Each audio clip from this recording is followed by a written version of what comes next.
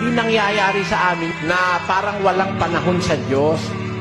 Merong mga tao, kaya lang naaalala ang Diyos pag nahihirapan, pagka walang pera, pag may bagyo, pag may lindol, pagka meron silang mga nararamdamang mga kahirapan sa buhay nila, bawa nawala sa trabaho, saka lang nakakaalala sa Diyos. Hindi kami ganon, kapatid, sa iglesia. Sa church, we pray day and night. Sa hirap at sa ginhawa, we pray. Sa hirap at sa ginhawa, we thank God.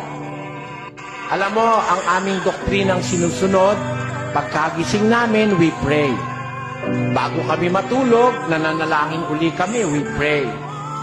On Saturday, we have Thanksgiving, we thank God for all His bounties. Kaya hindi nangyayari sa amin na parang walang panahon sa Diyos.